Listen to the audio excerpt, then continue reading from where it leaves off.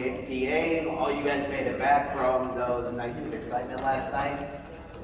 So I appreciate you being here. You're probably wondering why I'm up here. So Cal had asked me to come up and speak about managing a front office. First off, the front office thing, why he calls it front office.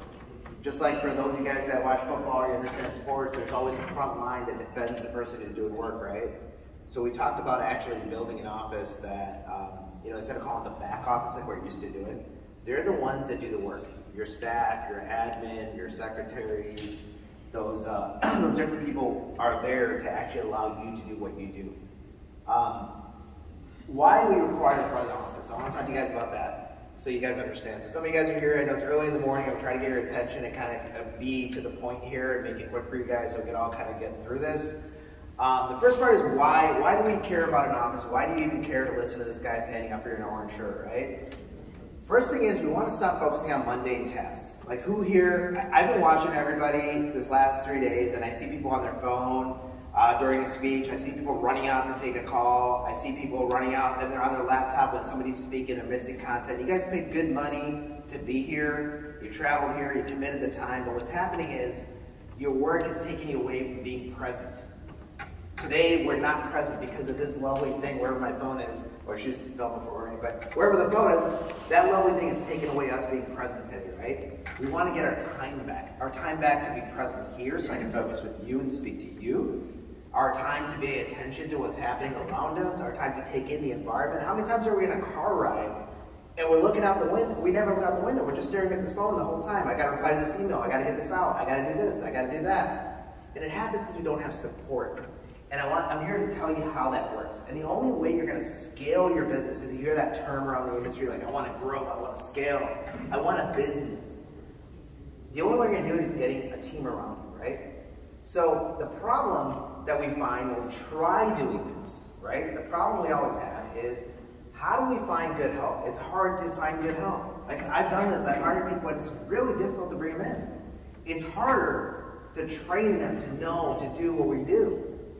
And it's even harder to keep them. Sometimes you find somebody, you work with them, and then the next thing you know, they're gone because something came up in their life, something happened in their situation. So now you're like, God, I invested all that time. So we have this thing where we don't want to even invest anymore. We want to kind of say, you know what, I'm okay, I'll just handle it. I'll just do it because the only one I can count on is me, right? Now the problem is we're counting on people. If you guys know this gentleman up here, the guy on the graphic, anybody know who that is? Ford. Ford built what? What's he most well known for? The assembly line, right? He's not the first car like some people think. He was the assembly line. He took a concept that already existed for Mercedes, for Rolls-Royce, but what he did was he increased it to understand how to scale it. He understood rather than get someone who knew how to build a car, how to build a motor, I'm going to get somebody who knows how to put in a bolt. I'm going to get somebody that knows how to hook up a wire. He thought about process. He didn't think about people. The issue with a lot of us, what's your schedule? Oh, well, I can't work Wednesday, I do this. Oh, okay, I can work around that. That's not process. Process is building what the job description is before you hire the person. A process is knowing what you want them to do before you bring them in.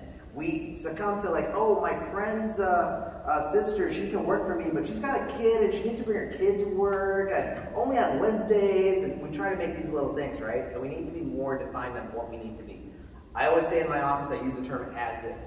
I want to build as if I'm that 100-person business, right? Even if I don't want to get there, I want to think as if. Don't start thinking what will work now, start thinking what will work in the future. How do I want it to work? Because you can't hit a target that you're not going towards. You have to define where you're going to go.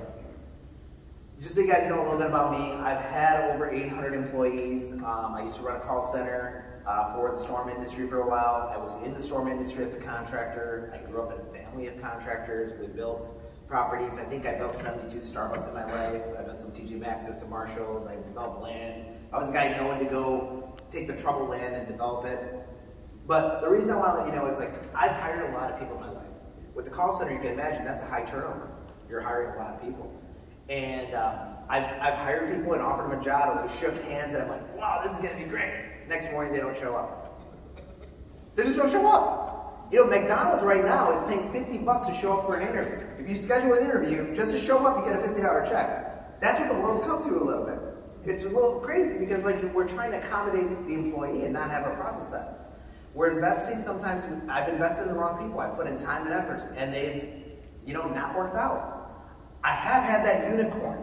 The unicorn is what ruins the I want to hire somebody thing for everybody. The unicorn is that one girl, guy, whoever, that gets everything. That can actually get us to, like, we're like, that's who I need. The unicorn ends up being somebody that's hard to replace. They're a key person, which means that that person, if they go, probably my business will suffer. And they're also a bottleneck because that person, there's only one of them. You can't recreate them. But they set the standard so high that the next person that follows them, they got no shot. There's just nobody else. It's like, wow, it didn't work. Unless you do a Calvin and you marry your unicorn and you bring Melanie in and you're like, you're a married to her, you're like, hey, I'm not letting you go. This is my insurance policy, right? So you can do that. But the thing is, even then, the unicorn only has so much capacity. They're going to grow your business. I always say success leads to failure. Success leads to failure. I want you to think about that. What that means is that if I do a good job for Sean, he refers me to somebody else. You refer me to somebody else. You refer me to someone else. Well, what's happening is my good work is I'm earning reward for that. I'm finally being rewarded for my work. But my capacity is still what it was. I got so many hours a week. And what's happening now for me is I can no longer, I have to start not giving Sean the service he used to get. Sean, I have a lot of customers. I don't have time for you, right? Or I have to cut off little things, that little Friday call, that little bullshit talk that we did here and there, just to kind of, be friendly or be like, more in tune with each other. That goes away. And this is why it's so important to build process. Sometimes I've hired people, and I don't know about you guys in PA world, I know a little bit about it, but how many of you have built your own competition? You train somebody, they get ready, and next thing you know, you see them like out there building competition. I tell everybody that works for me, I have no problem with anyone growing. I think that's the way you need to think. I have no problem with anyone growing. Do it right. Ask for advice. Grow the right way. That's okay. People should have higher hopes, but don't steal customers.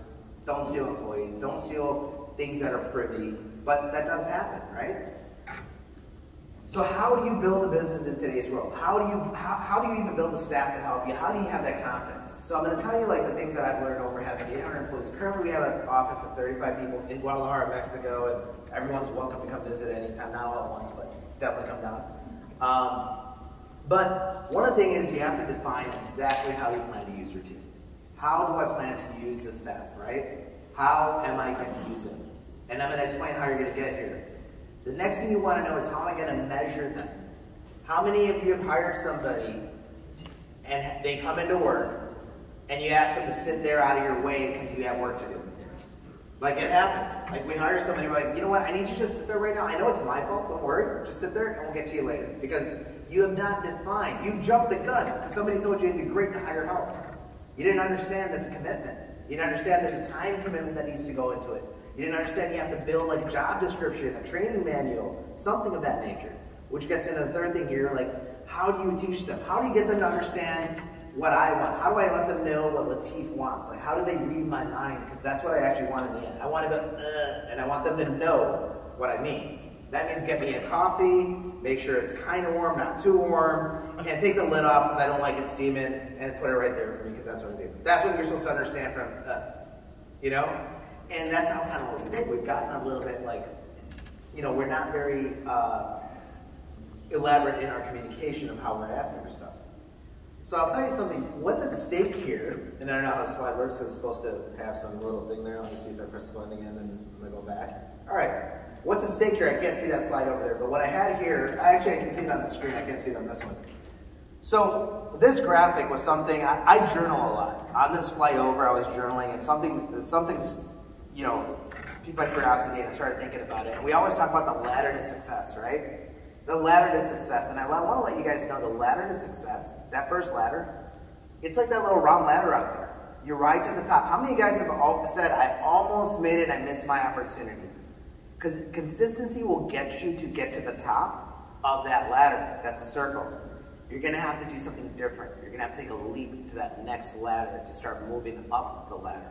Otherwise, you're going to do that same rotation. You're going to go to the top, and you're going to realize my success has now led to my failure. Let me do it again. My success has now led to my failure. So this loop is going to continue until you do something different. And I'm here to tell you that different things get a team around you, right? So how are we going to do it? How do I build a team? So one of the most valuable things down there, and guys from Semperfi, and I believe it's insurance, which one is this one, guys? Insurance, whatever, these manuals down there. These manuals, these little journals, just notebooks, I'm going to tell you this is probably the most valuable thing you can find down there. So Semperfi, like these guys, what I would do, I take my journal, and I would start writing down everything on this trip. Had to respond to an email from a customer. Had to take a call to update somebody. Had to send in an email. Don't think too much about it, just write down everything you do. What you're doing right now is you're looking at what is my job description for somebody. Too many people hire before they know. You think you know what you want them to do, but you hire before you actually build the job description. So what you're going to do now is going to write down everything you do. Now don't think about it, just write it down. The next thing you're going to do a week later, I've done this for 15 years and I'm telling you this works. A week later, sit down and now sit there and go like, how much time did this thing take? And go through those. Next, mark them down for what's a skill, 1, 2, 3. You know, very easy, medium, difficult, right? What tools do I need? Is there software I need? Is there something I need? Put it in there. Then what I personally do is I highlight what is repetitive, because I want to know what repeats. Repetitive stuff is the stuff that you need to hand off, right? And I want to also highlight what I enjoy. What I enjoy, I don't want to hand off unless I have to. There's stuff that just, yeah, it's repetitive, it's whatever, but I like doing this. I like making my PowerPoint presentation, for example. All right, cool. If that makes you feel good, do it. It's okay. But you want to start building this. And now what's going to happen is you're going to download this journal and build a job description. Don't think about a person. Think about the job. Don't worry about like, oh, can a person do this or not? And then you're going to put in and prioritize the simple stuff, the stuff you can hand out very easy, versus the stuff that you're going to hand out that's a little bit of training, versus what's difficult. And you need to understand that somebody does not know what you know. Years ago, I posted something about this. I was sitting having a private dinner with Eric Thomas. Anyone know who Eric Thomas is? E.T., the hip-hop preacher guy? And I was sitting there and I was like, dude, I got all these employees and they just don't get it. And we were sitting there talking. I was like, hey, he just doesn't get it. Like, I'm trying to get them to do it. Why don't they have that same motivation I do? Why don't they do it? Why don't they have common sense? And he told me something very interesting, and I want you to think about this.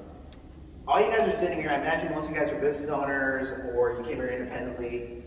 Who here had their company pay to bring them out here? Like, does anyone have their company pay to bring them out, or you guys come out by yourself? Looks like most everyone came out by yourself, right? Most everybody?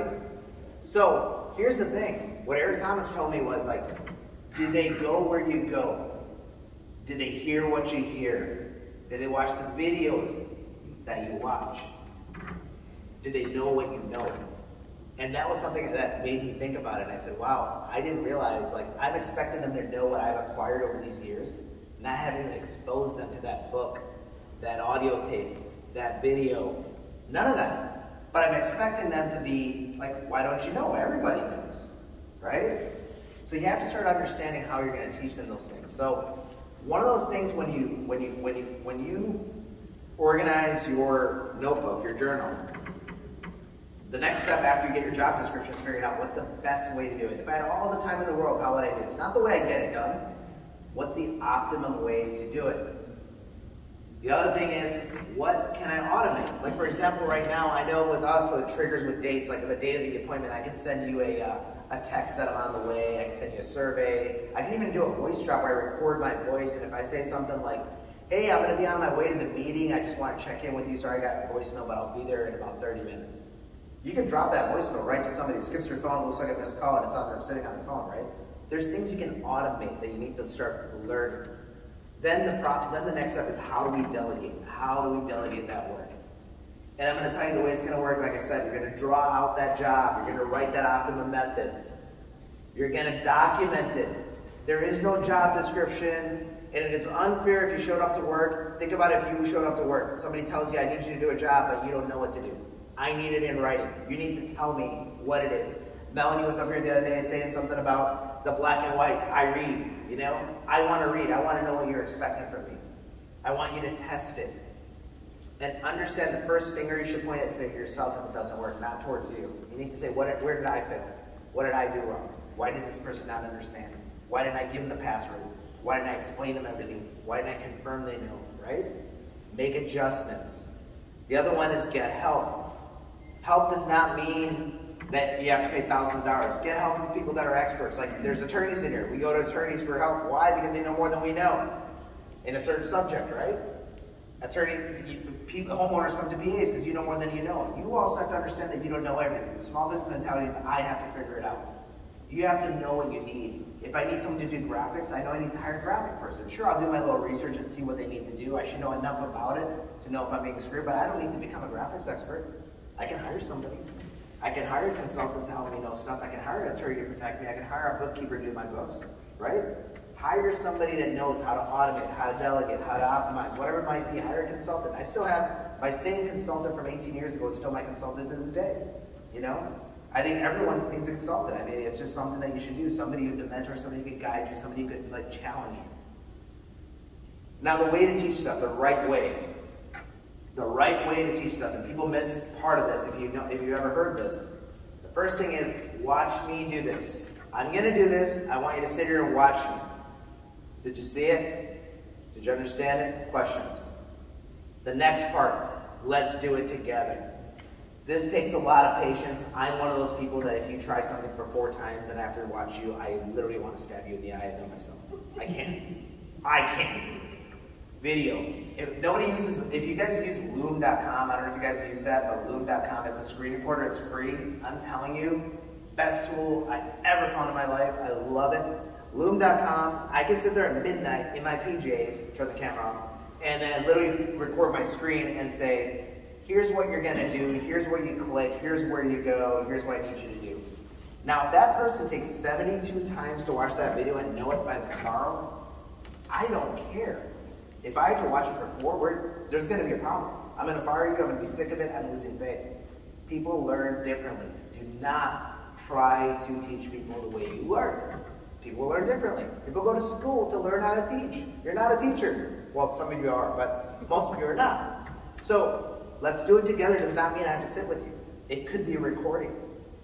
Let them go through it. And then after that, say, hey, is there anything we missed? Is there anything else, right? We want to make sure. Now, you do it, I'm going to watch. Right? And that's where people stop. They say, oh, they got it. You think they got it. It's like showing up on that day and figuring out how to do it, but once you're left in the dark, you're like, how did I do that again? Get them to teach the next person. Get them to teach somebody else. If that next person goes through this process and they understand, you successfully taught them. If not, they don't understand it. Trust me, I've done this with hundreds of employees. Right now, we're about 35, 40 employees, and I'm telling you, until you get, just because they pass that level, we have like 6 Xactimate level 3 people in my staff, right? And just because they pass the test doesn't mean they know how to do an estimate. It means nothing, to be honest. That certificate's great. We use it for advertising purposes. It's awesome. But until they actually write an estimate, and then with me standing there, it's easy. But now write it without me. Oh, you forgot about that. You forgot about this. You forgot about the cover letter. You forgot to update the price list. You forgot to resequence numbers, right? So you got to get them to do it. Then you got to get them to teach the next person. And that's how you know confidently that they got it. That's when you say they got it. Until then, you don't say they got it. That's the right way. The next one I'm going to tell you is empowering somebody. Super, super important tip. Anybody that hires anybody, anyone you use, empowering them. And this is even with homeowners. If you're talking to them about how they're going to help with the policy or anything. This is an empowerment role. This is not just about hiring. I'm going to tell you. First question, do you get it? I'm going to ask you, do you get it? And somebody says, yeah, I got it. All right, cool. Is there anything you need from me? For example, yeah, Latif, but I don't have your password. You know how many times you forget? You tell someone to do something, you don't even give your password, you get it in whatever software you're asking to use, right? Or, hey, I need a laptop. Or, hey, I need something. Whatever. What do you need from me? Ask that question. What you're doing is, this is a proper handoff. This is a proper making somebody accountable for what you're asking them to do. You're setting them up, and you have to do this. Then ask, do you feel you got this? Are you sure? You got everything you need. You got this, right? What can I expect? Can you get this done for me by Friday? Can you get this done for me by Tuesday? Can you do 47 of them? Whatever it is, ask for the expectations. Let them tell you what they can do. There's a magic thing that happens in someone's mind when I tell you I'll take care of it by Friday versus you telling me get it done by Friday. When you're bossing, you have to learn how to boss. You don't boss by telling people to do it by Friday. You ask them, can you get it done by Friday? And they tell you yes. Now, I feel accountable. I can't go out. It's Thursday night. I can't go out because God, my friends are going out, but I promise my boss I'll get it done by Friday. See how that little thing just made such a different change? Otherwise, I show up and go like, you were being unreasonable. Friday's just unreasonable. You know that wasn't going to happen, right? If I told you to do it. But when you said you do it by Friday, guess what? You're accountable. There's a way to hand off stuff. Understand this. There's a science to delegating, and you have to know it. It's not just do something. Do something is like the way that people think how you're supposed to tell someone to get things done. It is not. You need them to say, I can do this for you. That's how you get things done. Learn to prioritize. This is super, super, super important. Learn yourself and teach others. This is one skill in my office. I teach everybody new, and I'm going to tell you this is super important. In the morning, look at your tasks, right? What is urgent? What does urgent mean? Urgent means it must be done if nothing else gets done. You know how many people call in? So we have a task service and people call in and they're like, oh, I need you to get this done right now. And the influence in their voice makes me feel like I should drop everything and do it. But it's something that you really don't need done right now. You have to learn to prioritize and understand, what is this task? Is it urgent? Does this need to be, do I drop everything and do this now? High priority. High priority means, do I need to get this done by my next break, by lunch, or end of day? Right? High priority. It needs to be done before I walk out this door. Right? The next one is normal. There's a due date. I need to get this done by Friday. But as you can imagine, Friday, when it's Thursday, suddenly became high or maybe even urgent. You have to understand how that works. That's where us procrastinators, I don't know about you guys, I'm a big procrastinator. It's fun. But I like pressure, right? So, but you gotta learn to prioritize this way. The next thing is anytime. Like when somebody says, hey, we should work on our webpage. Well, now you tell that to this staff member who has some web background and she's all excited about webpage and she's working and you're like, dude, you never called that person to pick up a check. How am I gonna pay you? Like, where were your priorities? You didn't teach them how to prioritize. You gotta tell them that's at any time. I want it done, but it's not on my must get it done today, must get it done this week. It's one of those like, I wanted it, it's my wish list.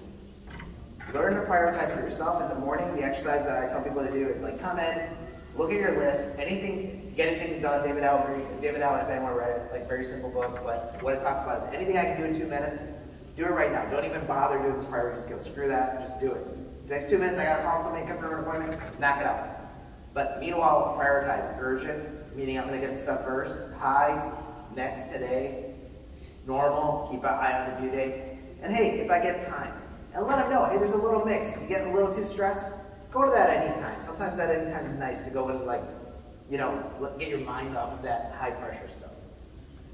The first step, if you want to hire somebody, I'm going to tell everyone, if you ever hire somebody, I've hired a lot of people, the journal. You got to write down what you're doing. You got to see what you're doing yourself before you ask anyone to do it. And as much as you think I know what I need, if you don't have it in writing, you don't know what you need. You have no clue why you're hiring somebody. You're going to pay someone to sit there, you're going to ask them to sit there and get out of your way, and you're going to feel guilty that you hired them. And you're going to say, it's okay, it's my fault, not yours. I know you're here. And you don't even know if they're good or not yet, but you're going to waste salary, you're going to waste wages, and you're going to waste their time. Right? You're teaching them bad skills as well, by the way. The future, if you do this properly, you're going to build a real business. Real business is something that if I asked you, could you step away from your business for 10 days? Would it be okay? Could you step away from your business for 20 days? Would it be there? Could you step away from 30 days? Would it be there? That's a business, knowing that you can go away. Not just that it will survive, but it will thrive. It needs to grow without you. If you're the key person, you don't run a business. You're no disrespect, but what you are is you're a worker. You're not a business. It has to grow without you.